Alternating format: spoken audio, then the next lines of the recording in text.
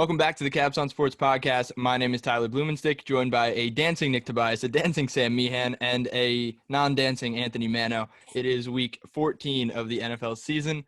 We're bringing you Sunday night, easy money, make the case, Thursday night, very out of order, and Monday night. All those things are happening in this episode. How are you guys doing? Doing fantastic. Everyone killed it last week. We did. Stay hot, boys. Let's do this. Yes, sir. Yes, More sir. winners. A little 11-3 action from your boy. Had a nice, I think, 7-2. Gang. That's profit. I lost the last game of the weekend. It was my only loss. I went 7-1. Well, what was your last game of the week? Was that Baltimore or was that? It was the Steelers game. The Lurs. Oh, yeah. Steelers, did you? Yeah. I said I was going. You were real confident. You're gonna talk some smack to us. The rest of us were out here throwing up W's. We were throwing up W's for the Washington football team. Yeah, can I hear your apology right now because you were saying you're going to smack talk? Tyler Blumenstick, sincerely apologize for picking the Pittsburgh Steelers to cover the spread against the Washington football team. They are the worst 11-1 team ever, and Jacksonville is the best 1-11 team ever.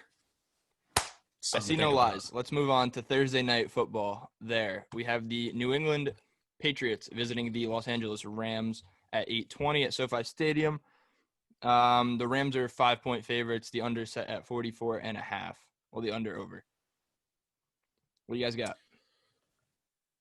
Should be exciting. Should be a good game. I mean, the Patriots are actually competitive. Yeah, despite not having a passing game, they figured out a way to win. What are they, 6-6 now? They beat the Chargers 45-0. Like, I know the Chargers aren't that great record-wise, but like, the Chargers, they've been in games. The Chargers have at least, but not. I mean, the Pats said enough of that, and so I was just going to go with pretty much the reason the Patriots are on fire is because their head coaching is head and shoulders above probably everybody else in the league, and Bill Belichick again doesn't have a team that can do anything. But still figures out a way to win. And 45-0 last week is gross against a team.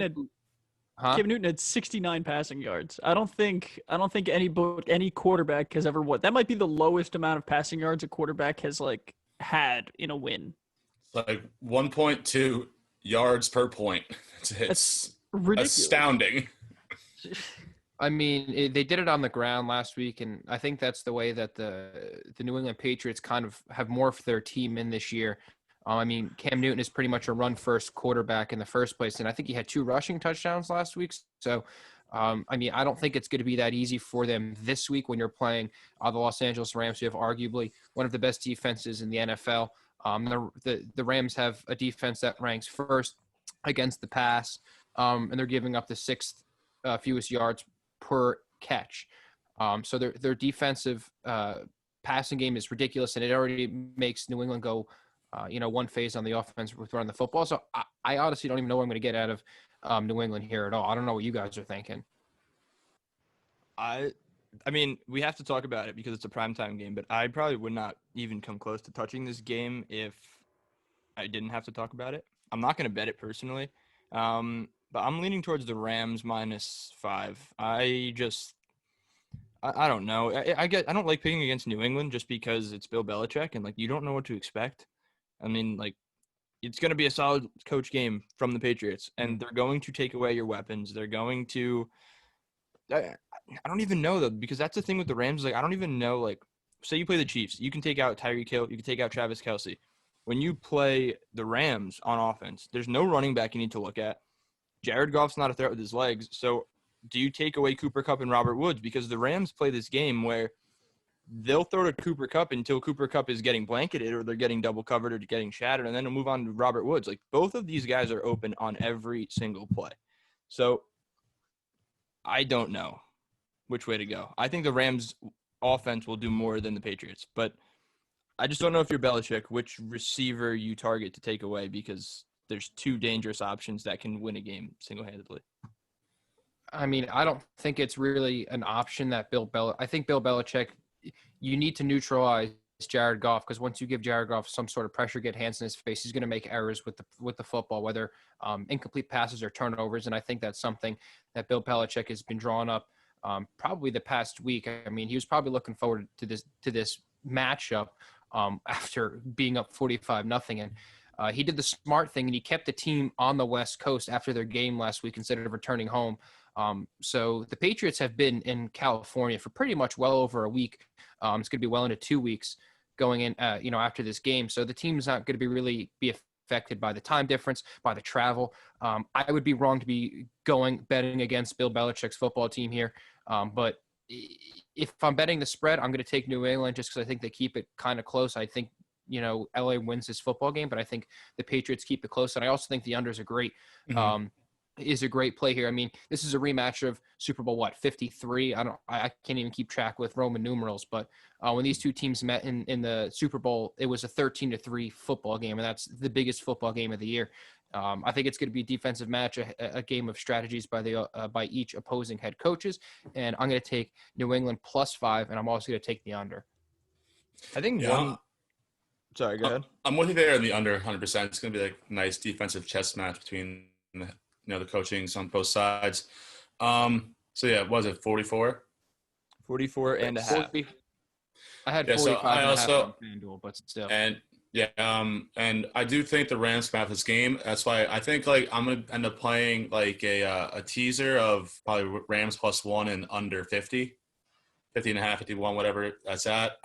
I don't feel comfortable touching a 5-point spread either side. Because as much as I wanted to say that New England can keep it close, the Rams are a very good football team and could very well, kind of beat them up a little bit. So I think it's a safer play to, maybe tease it down to, a Rams pick 'em or whatever you're going to get. I don't hate the teaser pick, and I really like the under pick. I think these two teams can be hot and cold. I think the Rams have one of the better offenses in the league, like when it's clicking on all cylinders, and that defense is unquestionable. Like we don't even have to talk about, Aaron Donald and Jalen Ramsey for the 9th, 10th, 13th, whatever week in a row, right? Those guys are about as consistent and constant as you're going to get, right? I'm taking the Rams here.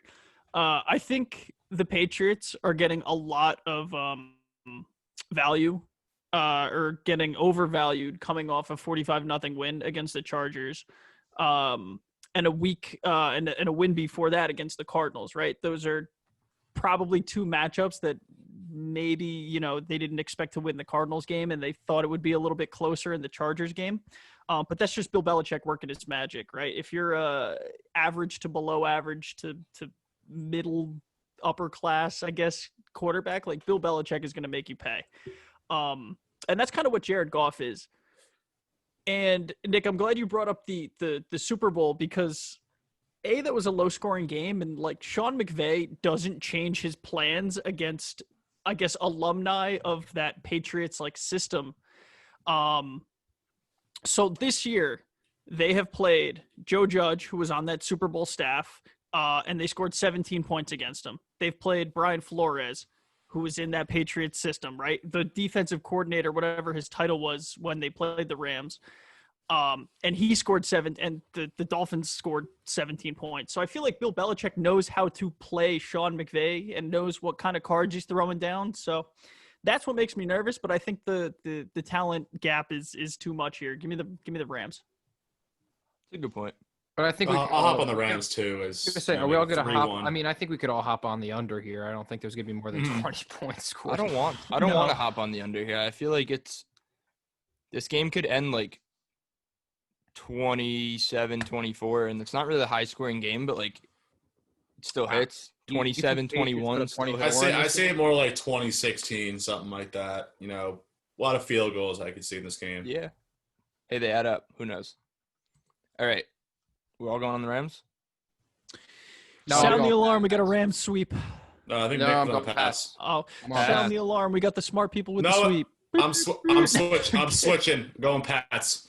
Yes, Sammy! Right. Sound the alarm. We got a split. and me and Nick split. You know how that goes. Yeah, it's a smart split. You guys need like a I team might jump name. ship before I change segments here. need an alarm for when me and Nick are on the same page. Okay, let's Give me move the on Rams. to easy money. Give me the Rams by myself then, Stick. Make the switch. Go ahead. No, Do no, it. no, no. I don't want to take the Patriots. I don't want to take Damn them. right. Damn No. right. All right, let's move on They're to bad. easy money for the week. Anybody want to kick it off? Nope. I'll kick it off. All right. Sir. So, if you've been listening the past few weeks, I know where this is going. I have been listening. Yes. I believe I have picked the same team the past 3 weeks to cover. Actually, no, 3 weeks in a row, actually. And I'm going to do it again with the New Orleans Saints. So, New Orleans Saints defense in their past 5 weeks, all of which they have covered, by the way. They've covered 5 games in a row. They allowed 3 points to Tampa, 13 to San Fran, 9 to Atlanta, 3 to Denver, but they had a wide receiver, a quarterback, but they were supposed to do allow 3 points. They shut them down completely. And then 16 this past week to Atlanta. And so this defense is making a statement saying we're the best. Like, we're up there with LA, if not better than them, defensively. And turns out Taysom Hill can also throw the ball as well as run and catch. So he's looking like more of your traditional quarterback past week against who was it? Atlanta, where I did in the past few weeks. And Philly is, I don't have to say how much of a dumpster fire these guys have become. So Jalen Hurts is stepping in. He's I don't see what that does for their offense. Like, the line still stinks. They still have no weapons. Like, yeah, he's not as messed up mentally as Carson Wentz is, but talent-wise, he's not much of an improvement. If he can make smart decisions, and kind of play above where they expect him, they can maybe be in this game. But I see the Saints shutting down that offense. Keep it going on offense and just beat the hell out of the Eagles and kind of bury them for the season. Yeah, I don't hate it. The only thing that really concerns me, and I mean, you touched on it also, and he's shown that he can do it, but Taysom Hill is going to have to throw the football because as good as Alvin Kamara is, that Philly defense stops the run very well for a team that doesn't win games. So Kamara is going to have to kind of work outside the tackles. He's going to have to work in the passing game, but that's really my only concern here. Kamara does lead the team in receiving as well, so yeah, he does it. I'm just saying they're going to have to kind of modify their game plan a little bit, and it's not just going to be. I mean, I think Hill threw the ball close to 40 times last week. Yeah, he went 27 to 37 for 230 and 2 touchdowns. It was the most I've seen him throw, which was last week against Atlanta, and he looked comfortable. Yeah, no, I totally agree. I'm with you on the Saints. I'm just saying he's got to get it done. I hate to harp on. Go ahead. I was going to say, I hate to harp on this game. The only thing that does scare me is Jalen Hurts playing quarterback for the Philadelphia Eagles. When you saw him come in last week, it kind of looked like the offense had a little bit of a spark. And I know a couple analysts in general have alluded to the spark that the Philadelphia Eagles got when they put Nick Foles in over Carson Wentz a couple of years back when they won the Super Bowl. Does it mean much? I don't know. Well, that was a 12-2 Eagles team opposed to a 3-9-1 Eagles team. Listen, I know, and I'm not arguing that. I'm just saying the spark that they got when Jalen Hurts was in was kind of something to note because they were just kind of, like you said, a huge dumpster fire with Carson Wentz in there. And you put Jalen Hurts in there, you see him run out that touchdown and pass that he had, scrambling outside the pocket, doing it with his legs, and then throwing a dime on the run. Pretty impressive, and he's got to do it this week against arguably the best defense in the NFL. Yeah, I think Jalen Hurts essentially turns this game from, I think, a 3-touchdown loss for the Eagles to maybe a 2, maybe a 10-point loss. So still covering, which is a big improvement, but it's still a Saints cover regardless. So this is all true. I think the Saints have the talent here to even if Doug Peterson and that offensive staff throws out a whole different playbook for Jalen Hurts, right? Like, I think they can. I think they can handle it. Yeah, well, they're now expecting Jalen Hurts. It's not like that's true too. It's what we prepare all week for Wentz and bang, it's Hurts right there. They show their hand real early and announce Hurts. So that's a good point too. We'll see. All right, who's up? Nick, you want to go? Okay. All right. I thought you were frozen right. for a second. Look at that. No, I'm not frozen. I'm still here. I was gonna get frozen. So, so my easy money this week, it's gonna have to be Houston -1.5 on the road against the Chicago Bears. Okay. I'm making this play. It's in part because the Chicago Bears stink, and in part because Deshaun Watson is a monster. We see what he did last week. We were all on the Houston-Indianapolis under, and we were actually talking about it before the game, or before the podcast, about how we were all kind of nervous after the first half that it was going to go over. How could you not be nervous? How could you literally nervous isn't even it. Like I threw the bet away. Yep. I wasn't even rooting for it. I was like, I got 6 points, 1 touchdown. Like I got to root for them to miss the extra point, and then it's a push. I was not nervous for a second. Yeah, you were. I mean, listen, Deshaun Watson cooked one of the top 5 NFL defenses last week with a bunch of backup wide receivers. Kiki QT and Chad Hansen both had over 100 yards receiving. I have no idea who Chad Hansen is, but he was obviously a threat, and it's because Deshaun Watson was throwing the football. If Deshaun Watson didn't muff that snap at the end of the game on the 3-yard line, then the Houston Texans probably would have won that game. The over and the under would have busted, and I would have been pretty pissed. Yeah, we would have been 5-3. But we're not 5-3. We still would have had money, but just not as much money. I really think that Houston's offense, even without Kenny Stills and Will Fuller, is kind of scary only because it's manned by Deshaun Watson. And this is kind of a Deshaun Watson revenge game in the sense that Chicago traded up picks to get a quarterback, and they overlooked Deshaun Watson. They took Mitch Trubisky, and this is something that Deshaun Watson has mentioned time and time again, that he's never going to forget that. Chicago, they are leaving their defense on the field, 80% of the time. Their defense is starting to fail them. They've given up 75 points within the last 2 games. They let Stafford throw for 402 last week. So, I mean, they just let the Detroit Lions cook them last week, and Houston cooked the Detroit Lions on Thanksgiving Day. So I think this is something that Deshaun Watson doesn't let a game that he doesn't let slip by. He's frustrated with losing, and he's got to do it himself, and I'm going to take Houston -1.5. Touche. I love the revenge game aspect of this. Yeah. Revenge game narrative. Why would you do this to yeah, I could see it. I don't know if we're going to get the same out of the receiving core this week, but I don't know. Listen, Brandon Cooks didn't do much. Chicago's defense is good, and they've been good all year. But when they get left on the field time and time again, you get tired, and the defensive secondary tends to give bust coverages and stuff like that. And what else are you going to expect? And then Deshaun Watson can make plays inside the pocket, outside the pocket. At a 1.5 point spread, I feel like it's pretty easy to take the better team here, at least the perceived better team. But I'm with you all the way. Give me Houston. Give me an angry Deshaun Watson. A team that probably should have won that game last week. So I'll take them on a bounce back effort. So, hit me up, man. What's your easy money? What you got? It's tough because there's some ugly games here. I want to pick the Giants from the bottom of my heart.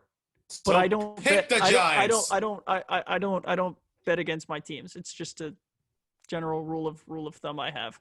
Even when the line is as tantalizing as 3.5 against a struggling Cardinals team. But I imagine one of you guys are going to make the case for it. So I'll leave it to you guys. Sam immediately smirked. And I know. It's not what I'm picking, but at least not what I plan to. I imagine someone is. If no one picks it, we could talk about it. But I'm looking through these, right? And I'm taking Carolina -3.5 against Denver, right? I don't think Denver is a particularly good football team. They spent 3rd most money on their defense, and it kind of shows, but it also kind of doesn't show. You know what I mean? They have talent there, but the talent is often supplemented by garbage. Von Miller being out is a big aspect of that, but it's still, what they have active is not good. They're also not going to have AJ Bouye because he tested positive for PED. Right. That's right. And Carolina has has a solid wide receiver core. I'm pretty sure DJ Moore is out or at least questionable. I'm pretty sure he's on the COVID list, but they've used Robbie Anderson like a Tyreek Hill Jr., and they have Curtis Samuel who was struggling through the first 6 games and popped off the next 6, They might get CMC back, so I think that's a big boost to their offense, even though Mike Davis has done his job like above and beyond the Call of Duty, and I don't think Denver can put up points. Like Drew Lock I don't even want to call it regressed because we didn't even see what really he was last year. They won like their last 5 games with him as the starter, but they were all kind of sloppy, and you could see that like Drew Lock was kind of ass in the first place. So give me Carolina. I think they're the better team. 3.5 points. Sure. I'll take that. I think it's a touchdown game anyways with Carolina at home. Sure. Yeah, I mean, I think the inconsistency at the Denver quarterback position has kind of been their downfall all year. Mm-hmm.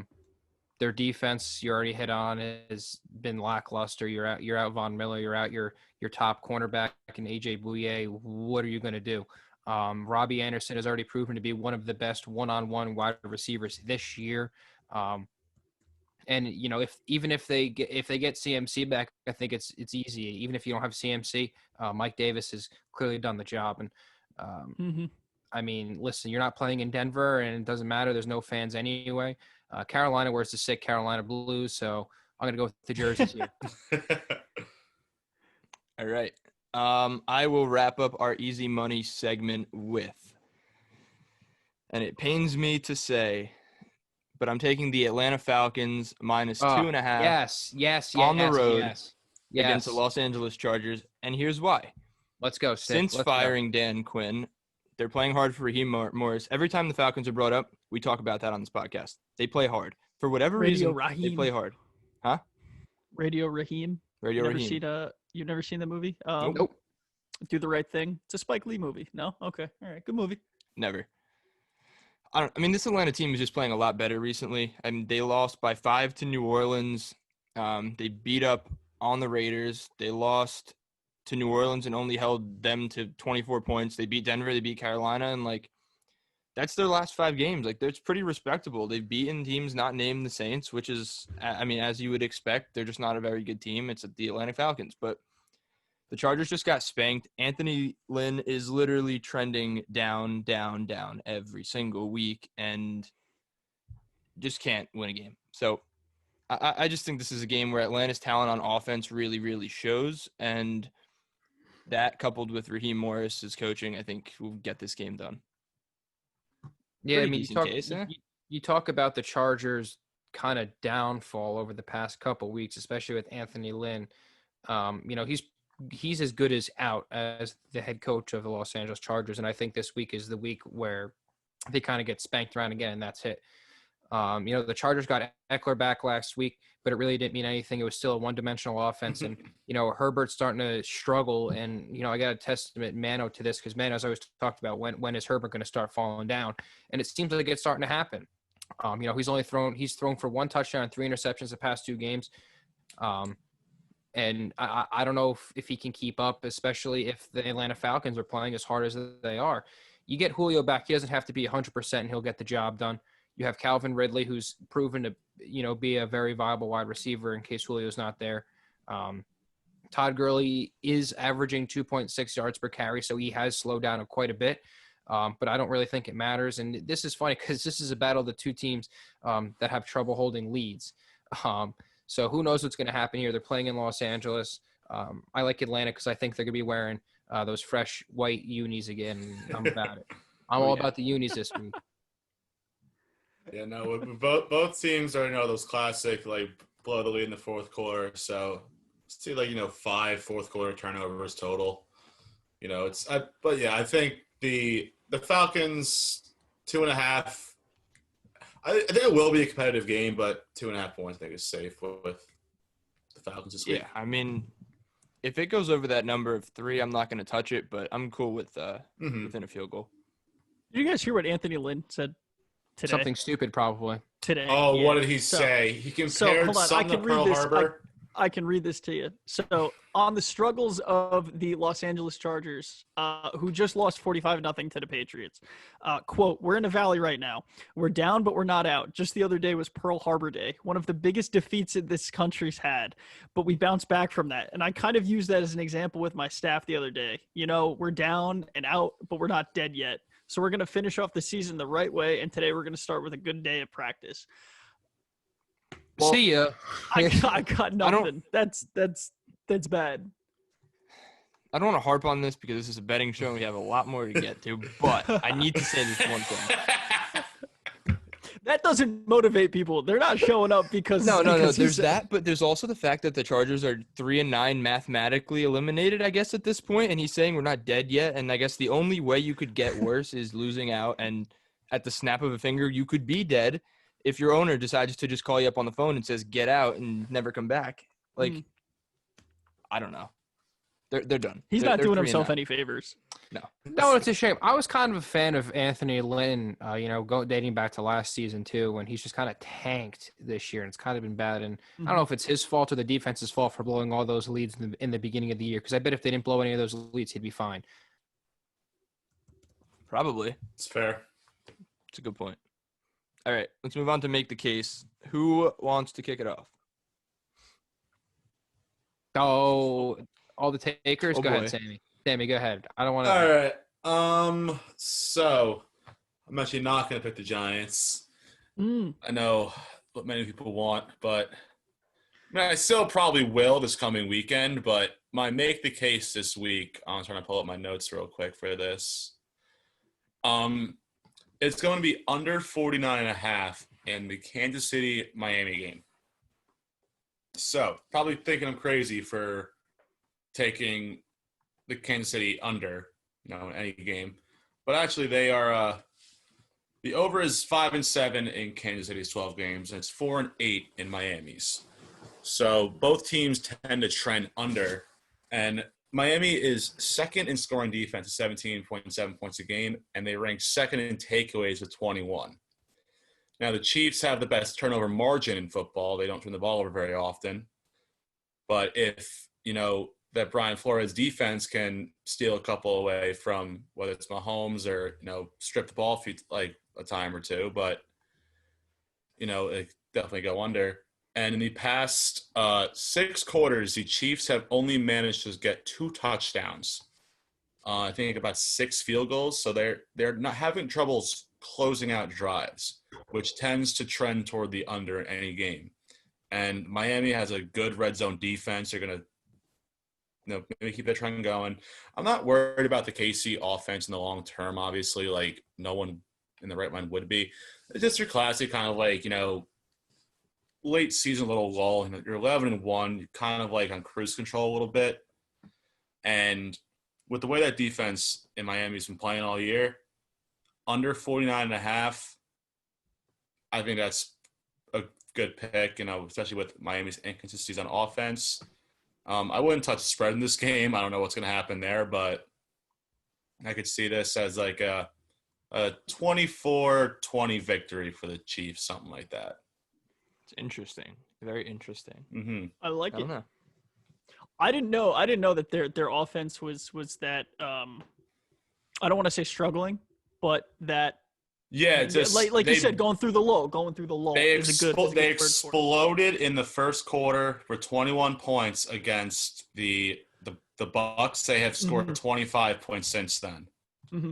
And it's tough to see that because it's just the Chiefs offense, right? Like they do everything exceptionally well, and it's almost surprising when it doesn't end in a touchdown. And to that point, Tyreek Hill should have had a touchdown the other day. Yeah, that was nuts. Right, but they didn't, so the number still stands, right? Exactly. And even then, it's 3 touchdowns, whatever.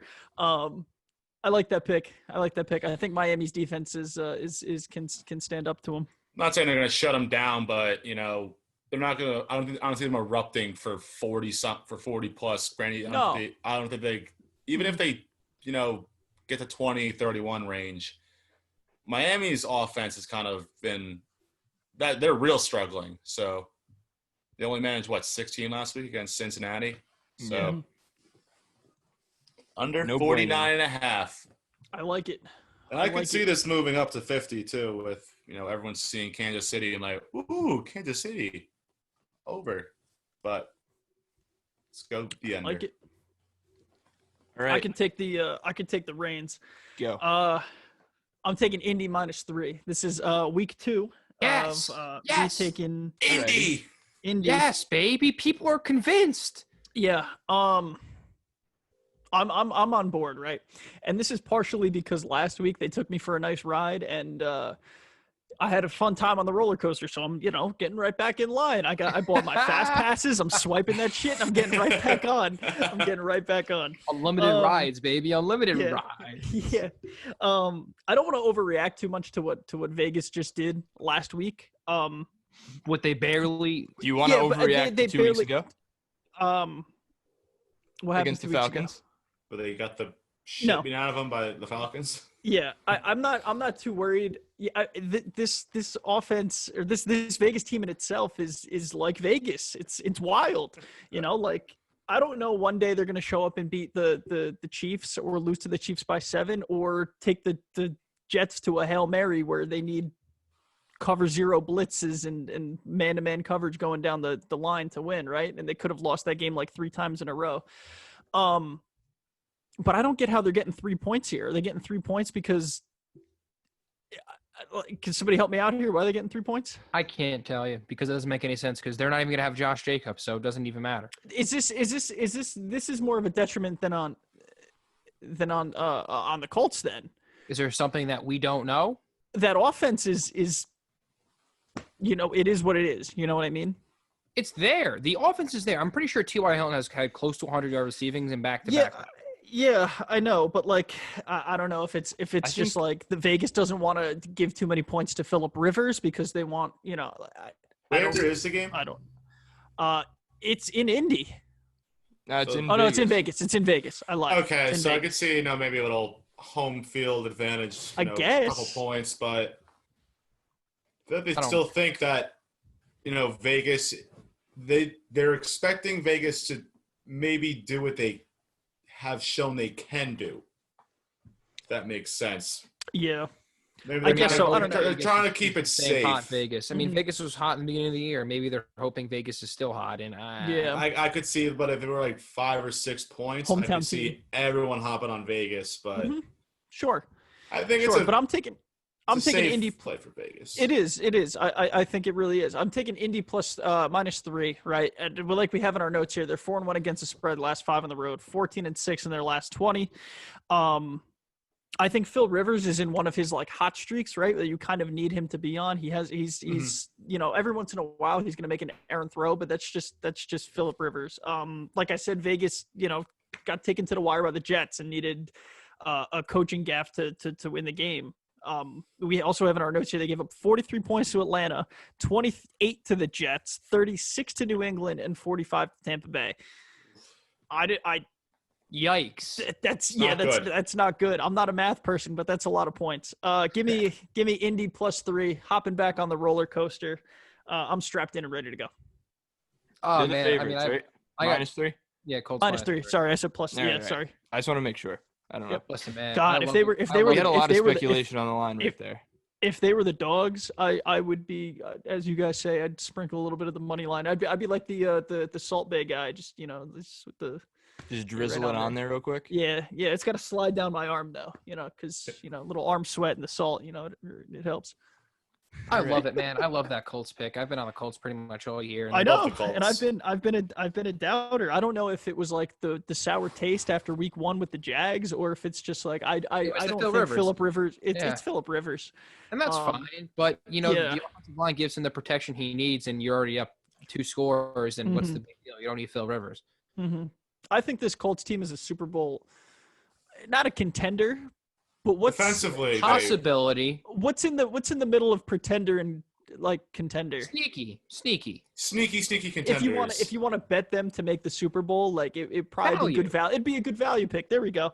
I could definitely think see they're- him knocking off Pittsburgh in that Sure, wild card weekend sure, if that's a 2 versus 7. Yeah. They're Definitely sneaky. could see that. They're sneaky. I'm not concerned about their performance last week, especially against Vegas. Fine, give me it. Sorry, we can we don't have to harp on that one anymore. Hit me, Stick. Play the hits. Yeah, go ahead, Stick. Go get him. Is it me? I'm the It's last you. one. It is you. It's you and then me. Oh, No, I was thinking you didn't go, but I know who you're taking, so I'm not going to steal that from you. But what I am going to do is take the Washington football team +3 on the road at San Fran.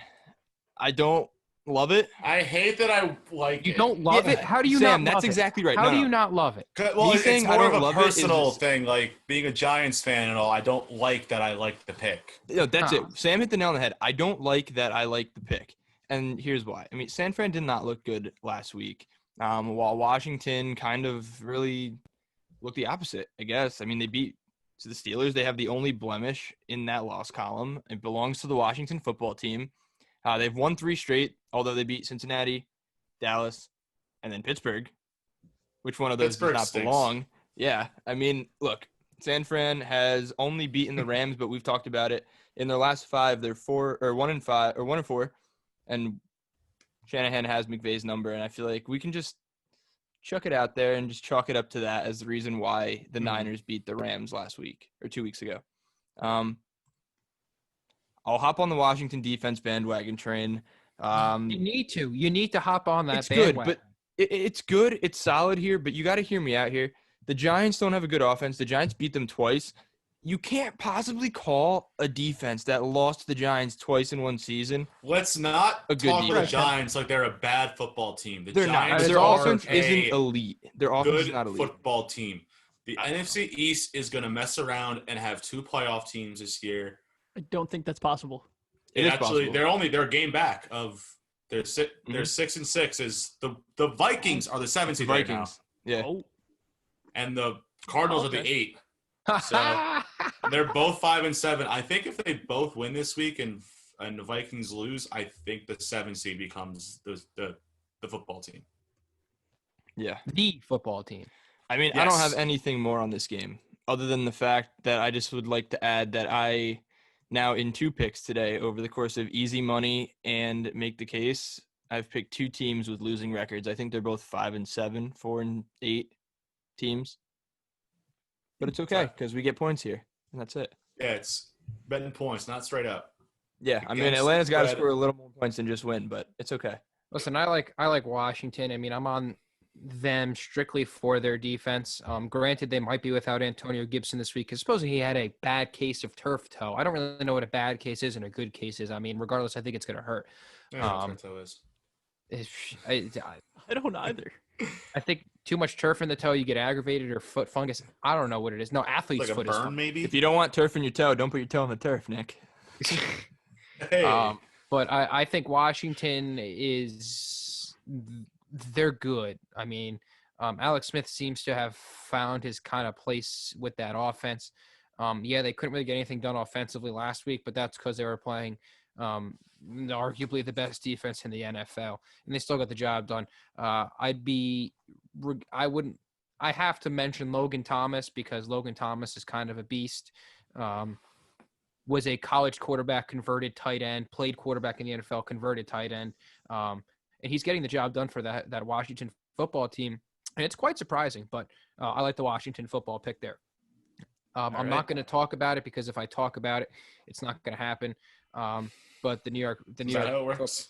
listen, I'm not going to talk about the New York Football Giants because I want it to happen. But instead, my make the case this week, and it's going to happen again. And the boys know it's going to happen again. It's going to be Jacksonville plus 7.5 at home against the Tennessee Titans. Listen, I'm one of the biggest fans of the Jacksonville Jaguars, and I'm one of the biggest not opposers, but people that think that the Tennessee Titans are frauds. I mean, they got exposed last week at home against the Cleveland Browns, where Baker Mayfield threw for 4 touchdowns. The Tennessee Titans don't really have a passing defense, whether it's pass rushing or pass coverage defense. And that kind of plays into what the Jacksonville Jaguars have done all year, and that's kind of pass because they're playing from behind pretty much all game. The Jaguars have had a good shot last week of beating the Minnesota Vikings. They did cover, so but listen, I'm all in for Mike Lennon this year. 515 yards over the past 3 games, 3 touchdowns, 2 interceptions. That's not great, but that gets the job done. The Jaguars have lost 11 games this year, 11 straight games to be exact. Yep. But 5 out of those 11 games, they have lost by 4 points or fewer. They're 4-1 against the spread. Their last 5 against divisional opponents, which is impressive for such a bad football team. I do think the Tennessee Titans are going to have to pass the ball most of this game to kind of stay in. They're going to try to run the ball as much as they can. But Jacksonville actually has a pretty decent rush defense. Their pass defense is where they lack, but their rush defense is there and can help hold down the fort. You limit to King Henry to 85 rushing yards, and I think you put the game on the shoulders of Ryan Tannehill, and I've seen how that happens before. I think Mike Glennon gets a little sneaky backdoor cover here, and I'm going to go with Jacksonville again this week, baby. Seasoned vet Mike Glennon. Seasoned vet Mike Glennon this week. There you go. Some respect on his name. I don't know if you've seen what Derrick Henry has done to Jacksonville over the past 2 or 3 years, but he tends to go nuts on them. So we'll see how that goes. Holding to 85 yards, I think he's going to be closer to 285 than he is 85. So I like a bounce back game from Tennessee here. You get embarrassed by Cleveland. It only became a 6-point game at the end. It was never close. It was no. It wasn't close. 35-3, whatever it was. But you get it. Well, everyone turned it off when they were down 20 something. You know what I mean? Yeah. They got embarrassed, right? 6 points, 20 points. It don't matter. They got embarrassed. I think Tennessee's going to come back, bounce back. I think they're going to play hard. I don't know if Jacksonville can keep up with that. We'll see. They don't have a pass rush, so it scares me that 7 points. So Mike Glennon can stand there in his Glennon can stand there in his 6'8" frame and not have to take a hit. He's not gonna all take it. 6'8", 120 They don't have pounds Jadeveon Clowney. They signed Jadeveon Clowney for a pass rush. And Vic Beasley. I know. That's what I said. I said they don't have a pass rush. Mike Glennon's just going to stand there like the tree trunk he is, and he's just going to throw dots to DJ Chark and Keelan Cole and hand the ball off James Robinson. I don't know how tall James Robinson is. Robinson is not even arguably one of the best undrafted free agent running backs ever. After 1 year, we're going to make – okay, that's fine. James Robinson is 5'9". I've never played quarterback in my life. But do you think it's difficult for Mike Glennon being like a foot taller than James Robinson? Do you think it's hard to hand him the ball? No. Real low. Nope. You don't think he's like he gets Here's the football. They've been doing it the past 3 weeks. I guess so. I don't know. I have to watch the all 22 to see if he makes some contortions down here. It's probably harder to sell the play action if you duck all the way down and come back up. I would say it's easier. But, you think so? I don't know. I don't know. I gotta watch the tape and see. I'll get back to you next week. All right. Real quick before we move on to Sunday Night Football, because no one touched on it, I feel like I'm going to have to here. Sam, I didn't mention it for a reason. Nick purposely skipped over this. When I mention it, it freaking works sometimes. Okay, talk about when they're dogs. Make it happen. You already know what it is. New York Giants plus 2.5 against the Cardinals at home. The Cardinals, what are they? They're frauds. They've come back down to earth since their double overtime win against Seattle. They've lost 4 of 5, and their only win was on a freaking miracle Hail Mary against the Bills. They're 6-6. They're kind of coming down to earth as they jumped out hot. Oh, with DeAndre Hopkins, how do you defend him? And teams are kind of figuring it out a little bit. So with this way the Giants defense is playing, and the Giants kind of have to win this game, the Giants will win this game. I'm telling you right now, I'm going to post this episode tomorrow. This is going to be in the episode, but people got to watch up to this point, 40 minutes in to hear that. But I'm not posting that clip until Daniel Jones is starting this week. Because if that's the case, okay. But if it's Colt McCoy, we'll put an asterisk there. I don't. If he is, it looks like he will be playing. So I think he will play. I'm speaking as if he will be starting. The Giants haven't given up more than 20 points in the last 4 games. I mean, you tell me what's. They just shut down, which was one of the best offenses in the NFL in Seattle. And you already talked about how Arizona their only win in the past 5 games has come against a Hail Mary that should have never happened. Mm-hmm. Or I mean, that not should have never happened. That's a very lucky one. I really want the Giants to win, so I'm not going to speak anymore. I think the Giants are going to force Kyler Murray into a few turnovers. We're not He's just hurting Kyler Murray, too, but the whole Kyler Murray, team. so that plays. So it matters. Let's go, Big Blue. Yeah. I just looked Sheesh. at this 2.5 number on my screen right here, and I think the fact that this number is on this side of 2 means it's a trap. But I want the Giants to win. I love the Giants. They're my favorite team. That But trap. Arizona coming off a loss to the Rams. They've come the off a Giants few coming off losses a win recently with to more Seattle. losses. I don't know. All right, Before we let's move on, to speaking Sunday. of, All right, let's move on again. We Hold can on, pick hold the on, Jets. hold on, Come on, hold on. pick the Jets. Here we Wait, go. we're Go. Jets plus 13.5. Yeah, Jets. Go ahead. On the road against the Seattle Seahawks. This podcast is getting out of control, and I'm Get gonna outta reel here. it back in right here. Pittsburgh Hold on, at before we Buffalo. move on. Sunday night. I don't have any. The Buffalo. Did someone take the Bills? It's New York's We haven't team talked right there. about that yet.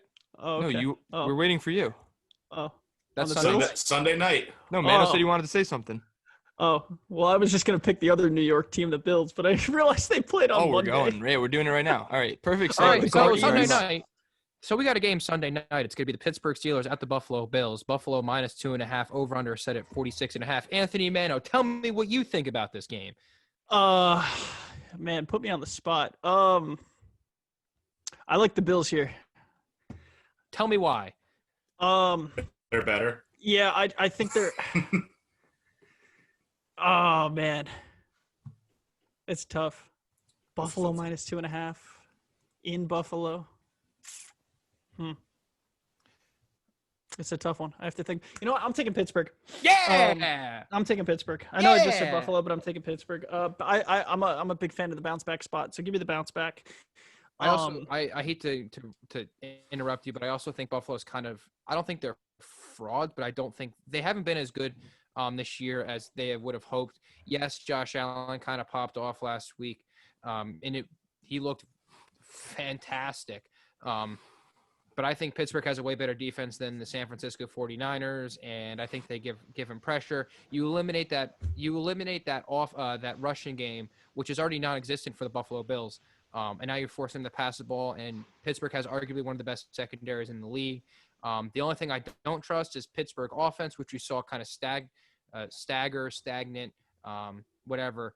They weren't producing last week against the Washington football team, but the Buffalo Bills don't really have a good defense, and I think Big Ben gets back on track. And I agree with Mano, bounce back game here. Give me Steelers plus 2.5 on the road. I am with you, Nick. I have been teetering with this game for a couple of days now, and I have come to the consensus that you don't turn down 2.5 points on the team with the best record in the NFL. I've seen Josh Allen get flustered, and it's not pretty. And I feel like this is a game where Pittsburgh's D-line is going to be able to get to him and cause some issues here. Their run game between Singletary and Zach Moss, I mean, it gets going occasionally. Barely. It doesn't, you don't get a lot, but like you get production enough to the point where it can balance your offense, but it's not a good running game by any means. But I don't know. I feel like the Steelers defense is just going to make it hard for Josh Allen. My thing with the Steelers defense is, sorry, Sam, I'm going to make one more comment, is you kind of stick head on like, yeah, the Buffalo Bills have a productive, they can't have a productive run game, but you look at what they did last week against the Washington football team. The Washington football team, they kind of start with the rushing, and then they kind of gradually, they move on to their passing. The Pittsburgh Steelers shut down the rushing the whole entire game. So it forced Alex Smith to make throws the whole entire game. And 75% of the game, it didn't work out. And I think if you make Josh Allen pass the ball when he's forced to, because he can't run the football, it's going to be 3rd and 9, 3rd and 8. Pittsburgh's going to be ready for that. They're going to bring the heat. They're going to have a good secondary between Hayden, Terrell Edmonds, and Minkah Fitzpatrick. I mean, that's just 3 to name a few. Give me the fucking Lurs. Give me the Lurs. So everyone's on the Steelers, are they? I will be taking the Buffalo Bills minus 2.5, and I will be sticking with that pick because what I saw from the Pittsburgh Steelers this past Monday was they are going to really miss Bud Dupree for this rest season and playoff stretch. So they were getting pressure, but not the pressure we have come to expect from them. And Josh Allen he's feeling good. I'm not saying he's going to go for 350 and 4 touchdowns like he did against a good Niners defense, but I think it's more that the Pittsburgh offense is beginning to concern me a little bit. You know, they're coming off a few lackluster weeks, and this Buffalo team it's a much bigger game for Buffalo than it is for Pittsburgh. I know they're coming off a loss, Pittsburgh, but I still think that a lot of people aren't taking Buffalo seriously. I'm not. They're 9-3, and people still think that, you know, this team is not a team that's going to cause any noise at all. Despite them, of their 9 wins, 6 of them are against playoff teams. That's good. They're beating good teams, and the Steelers are criminally overrated. They're not a good offense. They have a very good defense, but without probably their second biggest piece on defense, you're going to struggle a little bit, and I like the Bills here. You can beat every playoff team, but you're not going to beat them all. There you go. Listen, your record is what you are. I mean, granted, they're 11-1, and maybe they beat some pretty bad teams, but good teams Barely. are supposed to beat. They're supposed to beat the pretty bad teams. They're the better team. So whether they barely win or whatever, at the end of the day, it's a victory. The team walks home. Oh yeah, it's a win, but a win's a win. And the eye test tells me otherwise. Struggling against Dallas, Washington, Baltimore, like we'll see. You know, we will see. I'll be. It should be a fun game regardless. All right, Sick. What game we got Monday night? We have Baltimore against Cleveland in Cleveland. The Ravens are favored by a point. It was 1.5. It's now 1. Why? Doesn't make sense to me. I don't know. It was Baltimore minus 1.5. It's now Baltimore minus 1, and then the over/under is 46.5. Baltimore still does not have a passing offense at all. They torched the Cowboys on Tuesday this week strictly on the run. I mean, what did the Lamar, Gus, everybody, they combined for almost 300 yards rushing. They still can't pass the football. And both of these teams, between the Browns and the Ravens, all they like to do is run the football. I mean, the Browns, you have Kareem Hunt, Nick Chubb, and Baltimore, obviously, you have Lamar Jackson, J.K. Dobbins, Gus Edwards, Mark Ingram, whatever. I still don't think the Baltimore Ravens can pass the football, and for that reason, I'm going to take Cleveland this game. I'm going to go short and simple and say I agree. You want to talk about a team that are frauds? I think Baltimore is a team full of frauds. Mm-hmm. That's a fraudulent team. I said that, I think, like week 4 or 5. Or I said some might say, but I am one of those some. So, yeah. Cleveland is starting to figure it out a little bit. They've won 4 in a row, but this past week, like, even against a subpar Tennessee defense, just what I think Baker, especially when he's confident and when he's feeling dangerous, he can still play football. And I think he's feeling dangerous right now. I'm not saying he's going to come out and throw 4 or 5 touchdowns this week against Baltimore, but I don't see him having one of these, not showing up days. He's feeling good. The run game is still lethal, and I think this is a statement win for Cleveland as well. I think they're going to blow Ravens out of the fucking water. Why did you have to do that? Because I did. Yeah, it wasn't Meadow. It was me who said it. I didn't say it. That's true. All right, man. Go ahead. Let's hear it. Taking Baltimore. Yeah. Why? You're giving me 1 point with Baltimore. I'm not completely. I got my foot out the door. Or I got my toe in the water with Baltimore being frauds, but I'm not ready to call them that yet. This line doesn't make sense to me. No, if this was Cleveland, me feel like it's a trap. If this was Cleveland, like 4 or 5, like I'd probably jump on it, and I'd probably be with you guys with Cleveland. But like 1 point, even if it's in Cleveland, like I feel like this Baltimore team is just better. I'm not ready to buy the Browns yet. I don't know if that's just years of incompetence or me not, thinking Baker Mayfield is Baker Mayfield's a serviceable quarterback. I think this Baltimore defense is doing it. Has seen him for 2 years. They know what to do. The line being 1.5 or -1 scares me as betting Baltimore. Like, that scares me. It's I just feel like Baltimore's a better team, despite their struggles this year. I don't think they've really clicked all at the same time this year. But I think they have more talent, even if half the team clicks and the other doesn't, to get by a team like Cleveland. I don't know. Listen, I think Baltimore is weird. I mean, watching that game on Tuesday, especially in the first quarter, the Dallas Cowboys looked like they had a chance to win that football game in the first quarter. Sure. Andy Dalton was pushing the ball up and down the field. Both defenses weren't there. Baltimore's defense is getting picked apart. Dallas' defense is getting picked apart, which is kind of why I side with Cleveland here, because I think Cleveland's a better overall team than Dallas Cowboys, especially on the defensive side. I think if the defense can hold up, I don't really like a 1.5. I wanted to get it more towards a field goal.